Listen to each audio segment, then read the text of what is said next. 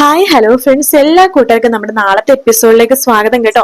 അങ്ങനെ നാളെയാണ് നമ്മളെല്ലാവരും കാത്തിരുന്ന മനോഹറിന്റെ വിവാഹമാട്ട നാളെ. അങ്ങനെ മനോഹർ നല്ല അടിപൊളി വേഷത്തിൽ, കല്യാണ വേഷത്തിൽ അങ്ങനെ വന്ന് നിൽക്കുകയാണ്. മനോഹർ ആണെങ്കിൽ ഈശ്വര, ഇന്ന് 7 കോടി രൂപ കയ്യിൽ കിട്ടാൻ പോണ ദിവസമാണ്. കല്യാണം കഴിയുമ്പോൾ തന്നെ ബാങ്കിലേക്ക് ഓടണം. 7 കോടി രൂപയുടെ ചെക്ക് വിഡ്രോ ചെയ്യണം. ശേഷം 7 കോടി രൂപ ഏത് ബാങ്കിലേക്ക് ഇടും? എല്ലാ ബാങ്കിലും അക്കൗണ്ട് എടുക്കാം, എല്ലാ ബാങ്കിലും 10-20 കോടി വെച്ച് ഇടാം എന്നൊക്കെ മനസ്സിൽ ഇങ്ങനെ കണ്ടുകൊണ്ടിരിക്കുകയാണ്. അതേസമയം ഷാരി തൊട്ടടുത്ത് തന്നെ നിൽക്കുന്നുണ്ട് കേട്ടോ. ഷാരി മനസ്സിൽ വിചാരിക്കണം, ഈശ്വര ഈ കല്യാണവും നടക്കണേ, ഇവനെന്റെ മോളുടെ ജീവിതത്തിൽ നിന്നത്തോടു കൂടി തന്നെ പോകണേ ഈശ്വരന്മാരെ എന്നൊക്കെ പ്രാർത്ഥിച്ചുകൊണ്ടിരിക്കുകയാണ്. അങ്ങനെ വരുണ്ട അച്ഛനും അമ്മയും അങ്ങോട്ട് വരുന്നുണ്ട്. അല്ല മോൻ ഇവിടെ നിൽക്കുവാണോ? ദേ മുഹൂർത്തത്തിന്റെ സമയമായി, മോൻ കതിർ മണ്ഡപത്തിലേക്ക് കയറി നിൽക്കാൻ വേണ്ടി പറയാണ്. ഓ ആയിക്കോട്ടെ അങ്കിളെ എന്ന് പറഞ്ഞിട്ട് നമ്മുടെ മനോഹർ കതിർ മണ്ഡപത്തിലേക്ക് കയറി നിൽക്കുന്നുണ്ട്. അവിടെ ഇരുന്നോട് മോനെ എന്ന് പറയാണ്. അങ്ങനെ ഇരിക്കുകയാണ്.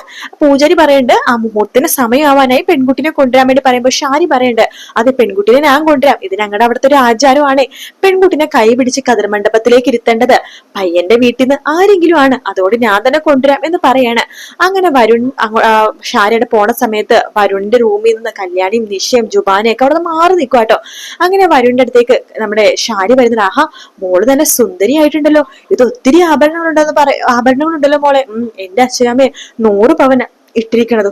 100 പവൻ എന്ന് പറയുമ്പോഴേക്കും ഇപ്പത്തെ വില അനുസരിച്ച് 1 കോടി രൂപയുടെ മേളിലാവുമല്ലോ. പിന്നെ മോള് ജീവമോനെ 7 കോടി രൂപയുടെ ചെക്കൊക്കെ മോളുടെ പാരന്റ്സ് കൊടുത്തൊക്കെ ഞാൻ അറിഞ്ഞു.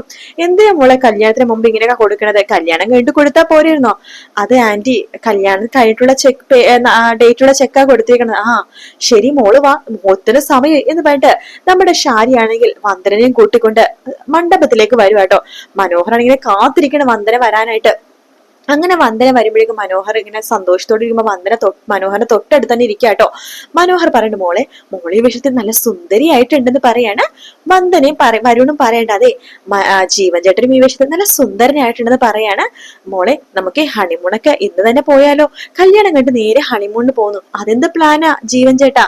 ഇങ്ങനെ മെസ്സേജ് ആയിട്ട് ഇങ്ങനെ, അതായത് ഇവര് തമ്മിൽ സംസാരിക്കില്ലല്ലോ, നമ്മുടെ വന്ദന സംസാരിക്കാത്ത പോലെയുള്ള കാര്യങ്ങൾ. ഇവരുടെ കയ്യിൽ ഫോൺ ഉണ്ട്, അതായത് ഫോൺ, അത് എന്തൊരു പ്ലാനാ, അത് കഴിഞ്ഞിട്ട് പിന്നെ പ്ലാൻ ചെയ്യാന്നൊക്കെ പറയാണ്. ഷാരി വരുന്നുണ്ട്, മോളെ കല്യാണ സമയം ആയില്ലേ, നോക്കിക്കേ, ഇനി ഫോൺ മാറ്റി, ഇത്ര നേരം സംസാരിച്ചത് ഫോൺ വഴിയാണല്ലോ മെസ്സേജ് അയച്ചത്, ഇനി ഫോൺ മാറ്റി വെക്കെന്ന് പറയാണ്. അപ്പൊ തല ഇങ്ങനെ ആട്ടുന്നുണ്ട്. മോളെ നോക്കിക്കോ, കല്യാണം കഴിയുമ്പോ തന്നെ മോൾ നല്ലൊരു ട്രീറ്റ്മെന്റ് ഞാൻ കൊണ്ടുപോകും, എന്നിട്ട് മോള് ട്രീറ്റ്മെന്റ് ഞാൻ നടത്തും, മോൾക്ക് സംസാരശേഷി തിരിച്ചു കിട്ടും എന്ന് പറയണ്ട്. ഫോണില്ലാത്തോണ്ട് ടൈപ്പ് ചെയ്യാൻ പറ്റണില്ലല്ലേ എന്നൊക്കെ പറയാണ്. അങ്ങനെ ജീവൻ അവിടെ ഇരിക്കുകയാണ്. അപ്പൊ ജീവന്റെ മനോഹർ അവിടെ ഇരിക്കുകയാണ്. തൊട്ടടുത്ത് വന്ദന ഇരിക്കുന്നുണ്ട്. പൂജാരി പറയണ്ട്, അങ്ങനെ കെട്ടുമേളമായി, അപ്പൊ താലി കെട്ടാൻ സമയമായി, ഇന്ന് താലി എന്ന് പറഞ്ഞ് മനോഹറിന്റെ കയ്യിൽ കൊടുക്കാണ്. മോളെ ഞാൻ താലി കെട്ടാൻ പോവാട്ടോ എന്ന് പറയുമ്പോഴേക്കും നമ്മുടെ വന്ദന തല ഇങ്ങനെ കുലുക്കുക കേട്ടോ. അതിനുശേഷം നമ്മുടെ മനോഹർ താലി എടുത്തിട്ട് ഇങ്ങനെ പൊക്കി ഇങ്ങനെ പിടിക്കുന്നുണ്ട്. താലി കെട്ടാൻ പോവാണെന്ന് പറഞ്ഞിട്ട് ഇങ്ങനെ സന്തോഷത്തോടെ ഇങ്ങനെ കാണിക്കുകയാണ്. ഈശ്വര, കോടീശ്വരനാണ് കെട്ടണത്. ഇത്രയും നാൾ ഒരുപാട് കല്യാണം കഴിച്ചിട്ടുണ്ടെങ്കിലും ഇതുപോലത്തെ ഒരു ബമ്പർ ലോട്ടറി ആദ്യമായിട്ടാണ് കിട്ടുന്നത്. ഇനി ഇവളെ ഉപേക്ഷിച്ചു പോയാലും കുഴപ്പമൊന്നുമില്ല, കാരണം ഇത്രയും കോടിക്കണക്കിന് സ്വത്തുക്കളെല്ലാം എനിക്ക് കിട്ടിയത്. ഇനി ഇവളെ ഉപേക്ഷിച്ചാലും, എനിക്ക് കല്യാണം കഴിഞ്ഞ് ഉപേക്ഷിച്ചാലും എനിക്ക് കുഴപ്പമൊന്നുമില്ല എന്നൊക്കെയാണ് മനോഹരത്തിൽ കണ്ടിട്ട് താലി കിട്ടാൻ പോണത്. അതേസമയം ഷാരിയും പ്രാർത്ഥിക്കുകയാണ്, ഈശ്വര കല്യാണം നടക്കണേ, കല്യാണം കഴിയണേ, എന്റെ മോളുടെ ജീവിതത്തിൽ ഇവര് ഒഴിഞ്ഞു പോണേ ഈശ്വര എന്നൊക്കെ പ്രാർത്ഥിക്കണം.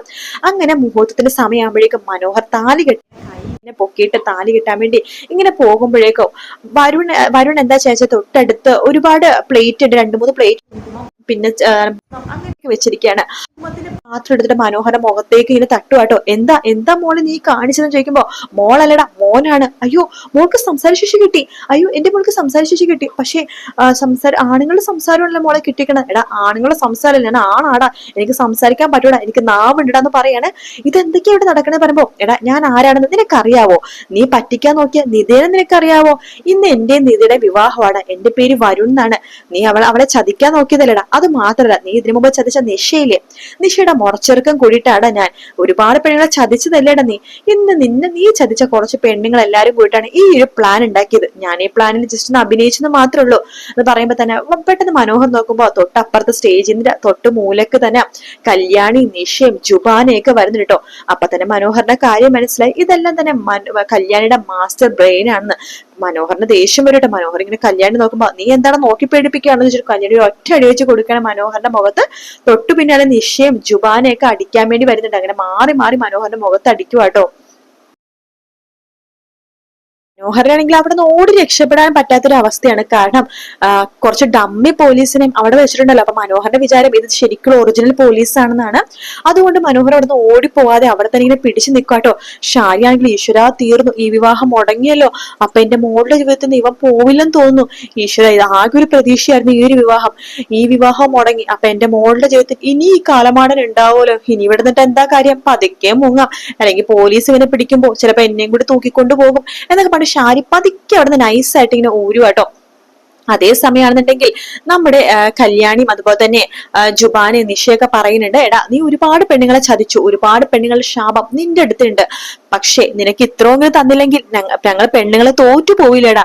അത് മാത്രമല്ല, നിനക്ക് ഇനിയും ഒരുപാട് ശിക്ഷ തരണമെന്ന് ആഗ്രഹമുണ്ട്, പക്ഷെ ഞങ്ങളെക്കാളും ശിക്ഷ തരാൻ പറ്റിയൊരാള് നിന്റെ കൂടെ തന്നെയുണ്ട്. അതാരാണെന്നല്ലേ, നിന്റെ പ്രിയപ്പെട്ട ഭാര്യ സരയു. അവൾക്ക് ഇപ്പൊ നിന്നോട് ഭയങ്കര സ്നേഹവും കാര്യങ്ങളൊക്കെയാണെന്ന് എനിക്കറിയാം, പക്ഷെ നീ ഒരു ഫ്രോഡാണെന്ന് അറിഞ്ഞാലുണ്ടല്ലോടാ, നിന്നെ തീർക്കാൻ പോണത് അവളായിരിക്കോടാ, അവളുടെ കൈകൊണ്ടായിരിക്കും നിന്റെ മരണം എന്ന് പറയാണ്. കല്യാണി പ്ലീസ്, ഞാൻ ഈ പരിപാടി നിർത്താം. എടാ നീ എത്ര പ്രാവശ്യം ഞങ്ങൾക്ക് ഇത് പറഞ്ഞിട്ടുണ്ടാ. സരിയുവിനെ വിവാഹം കഴിച്ചപ്പോ ഞങ്ങൾ പറഞ്ഞു ഈ പരിപാടി നിർത്താനായിട്ട്. പക്ഷെ അത് കഴിഞ്ഞിട്ടും നീ വേറെ നിഷേനെ വിവാഹം കഴിച്ചില്ലടാ. അത് കഴിഞ്ഞിട്ട് നിതേനെ വിവാഹം കഴിക്കാൻ വേണ്ടി പോയി, പക്ഷെ അത് മുടങ്ങി. പിന്നെ ഡോണനെ വിവാഹം കഴിക്കാൻ പോയി, അതും ഞങ്ങൾ മുടക്കിയോണ്ടല്ലടാ മുടങ്ങിയത്. പാവ നിഷ മാത്രം നിന്റെ വലയിൽ പെട്ടുപോയി, അവളെ രക്ഷപ്പെടുത്താൻ നോക്കി തന്നെ, പക്ഷെ പറ്റിയില്ല. എന്തായാലും നീ ഈ പരിപാടി നിർത്തില്ല, കാരണം ഇത് നിന്റെ ബിസിനസ് അല്ലേ, അതുകൊണ്ട് നീ നന്നാവാനേ പോകുന്നില്ല. ഞങ്ങൾ എല്ലാരും കൂടി ഒരു കാര്യം തീരുമാനിച്ചു. ഇപ്പൊ ഇത്രയും നാൾ നീ സുഖിച്ച് ജീവിച്ചില്ലേ, ഒരു 2-2.5 വർഷത്തോളം സരിയുവിന്റെ കൂടെ ജീവിച്ചു. ഇനി നീ സത്യങ്ങളൊക്കെ അവൾ അറിയട്ടേടാ. ഇനിയിപ്പൊ ഇവൾ സത്യങ്ങളൊന്നും അറിയാതിരിക്കാൻ മോശമാണ്, അതുകൊണ്ട് ഇത്രയും വർഷമായില്ലേ, അവൾ സത്യങ്ങളൊക്കെ അറിയട്ടെ. കല്യാണി അപ്പൊ തന്നെ ആ ഫോട്ടോസും വീഡിയോസും ഒക്കെ നമ്മുടെ സരിയുവിന് അയച്ചു കൊടുക്കേണ്ട. സരിയു സത്യങ്ങളൊക്കെ ഏറെക്കുറെ അറിയുന്നുണ്ട് കേട്ടോ. പക്ഷെ എന്നാലും സരിയു മണ്ഡപത്തിലേക്ക് വരുമ്പോഴേക്കും മനോഹർ എന്തെങ്കിലുമൊക്കെ കള്ളം പറഞ്ഞ് അവിടെ പിടിച്ചു നിൽക്കുമായിരിക്കും. പക്ഷെ എന്തായാലും സരിയു സത്യം അറിയുമെന്നുള്ളത് ഉറപ്പാണ്, അത് 100% ഉറപ്പാണ്. അത് ഈ ആഴ്ച അല്ലെങ്കിൽ അടുത്ത ആഴ്ച ഉണ്ടാവും. ഈ ആഴ്ച കല്യാണം മുടങ്ങി കഴിഞ്ഞാൽ പിന്നെ കാണിക്കുന്ന ജെറി ജോണിന്റെ ഭാഗം കേട്ടോ. ജെറി ജോൺ കല്യാണി അവിടെ ഇല്ലെന്ന് ഉറപ്പുവരുത്തി, കല്യാണി കല്യാണത്തിന് പോയിരിക്കുകയാണല്ലോ.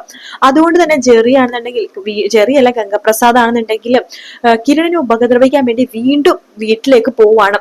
ആ സമയത്ത് കിരണാണെന്നുണ്ടെങ്കിലോ കാലിന് ഷൂവിന്റെ അടിയിൽ തന്നെയായിട്ട് ഒരു കത്തി വെച്ചിട്ടുണ്ട് ഗംഗപ്രസാദിന് കുത്താനായിട്ട്. അങ്ങനെ അയാൾ വരുന്ന സമയത്ത് വേലക്കാരത്തെയും അതുപോലെ തന്നെ കിരണും മാത്രമേ ഉള്ളൂ. പക്ഷെ കിരൺ ഒരുപാട് അടിയും കാര്യങ്ങളൊക്കെ കൊടുക്കുന്നുണ്ടെങ്കിലും ആ വേലക്കാരത്തെ ചേച്ചിയില്ലേ നല്ല രീതിയിൽ തന്നെ പെരുമാറുന്നുണ്ട് കേട്ടോ. വേറൊന്നുമല്ല, ആ ചേച്ചി മുഖത്തൊക്കെ അടിക്കുന്നുണ്ട്. ഗംഗപ്രസാദ് ദേഷ്യത്തോടു കൂടി തന്നെ ആ ചേച്ചി ശാന്തമ്മ ചേച്ചിനെ നോക്കുന്ന ഭാഗം പ്രൊമോയില് ആ ഒരു ഫോട്ടോയില് കാണിച്ചിട്ടുണ്ടായിരുന്നു.